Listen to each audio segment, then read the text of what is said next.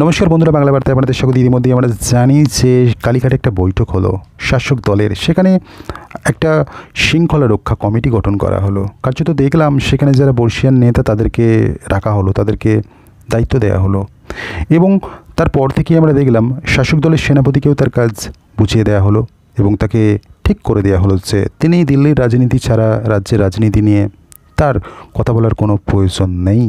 কার্যত এখান থেকে একটা জিনিস তো বোঝা গিয়েছিল যে সেনাপতির হয়তো বা ডানাছাড়া হচ্ছে, অথবা সেনাপতির যে একটা আধিপত্য শাসক দলের ছিল সেটা হয়তো মাত্রাতিরিক্ত হয়ে যাচ্ছে। কার্যত তার সেই জিনিসটা কি কমাতেই হয়তো শাসক এমনটা সিদ্ধান্ত নিতে চলেছে। আমরা দেখলাম এই বিষয়টা নিয়ে সরব হয়েছিল হুমায়ুন কবির। কার্যত তাকেও শোকজ হতে হলো। তিনি তো সরাসরি কল্যাণ ব্যানার্জির দিকে আঙুল তুলেছিলেন।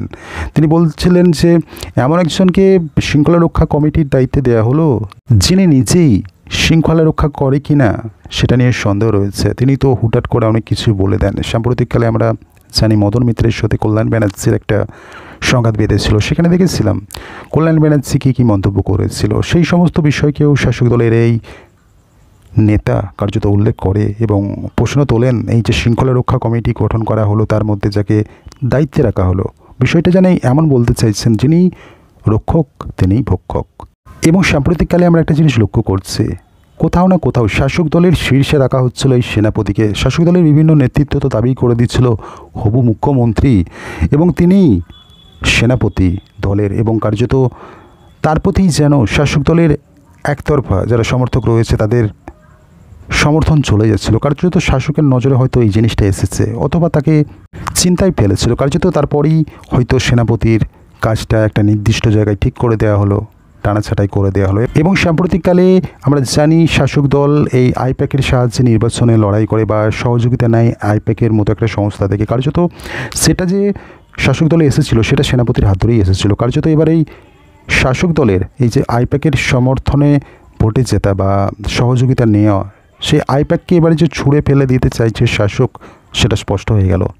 আমরা দেখেছি 2019 সালে লোকসভা নির্বাচনে রাজ্যে শাসক দলের ফল কিন্তু প্রত্যাশা মতো তারা পায়নি। তারপরেই আমরা দেখলাম 2021 সালে যখন নির্বাচন হলো তারা আইপ্যাকের সাহায্য নিল। কার্যত শাসক দলে আইপ্যাকের আশা এটা সেনাপতির হাত ধরেই আসে এবং 2021 সালে তারা প্রত্যাশা মতো ফল পেল। এবং কার্যত তারপরেই দেখলাম কি যে এই সময়টায় প্রশান্ত কিশোর শাসক দলের সাথে ছিল এবং তারই হয়তো কৌশলে লক্ষ্মীর ভাণ্ডার প্রকল্প চালু হলো এবং তারপরে শাসক দল অনায়াসেই জিতে গেল।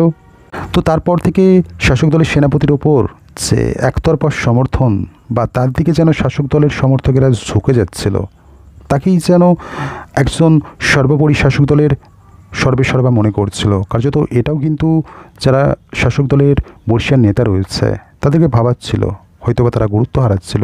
সেনাপতির দিকে সবাই যেন ঝুঁকে যাচ্ছিল, যেন দলের রাজটা শুধুমাত্র সেনাপতির হাতে রয়েছে। কার্যত সেই জিনিসটাই হয়তো ব্যালেন্স করতে এই যে আইপ্যাক সেটাকে কার্যত শাসক দলের সুপ্রিমো ছেটে ফেলে দিচ্ছেন। এবং সাম্প্রতিককালে দলের বৈঠকে শাসক দলের সুপ্রিমো বলছেন প্যাক ফ্যাক বুঝি না, এসব করে আমার কাছে অনেক ভুল তথ্য এসেছে, এবার থেকে আমার কাছে যে তথ্য আসবে তা দিয়েই দল চলবে। অর্থাৎ সেনাপতির যে একতরফা আধিপত্য শাসক দলের ছিল সেটাই হয়তো কোথাও না কোথাও ছেটে ফেলা হচ্ছে একটু একটু করে। কখনো বা তাকে শুধুমাত্র দিল্লির রাজনীতি নিয়ে কথা বলতে বলা হচ্ছে, আবার কখনো বা তার হাত ধরে যে সংস্থা যে আইপ্যাক শাসক দলে এলো এবং তারপরেই তার কদর বেড়ে গেল, শাসক দলে তার আধিপত্য বেড়ে যাচ্ছিল। কার্যত সেই সমস্ত জিনিসকেই এবার ছেটে ফেলছেন শাসক দলের সুপ্রিমো। কার্যত হয়তো তাকে এই জিনিসটা ভাবিয়েছে, হয়তো বা কোথাও না কোথাও দলের রাজটা হয়তো সেনাপতির হাতে চলে যাচ্ছিল, তারা গুরুত্ব হারাতে শুরু করেছিল।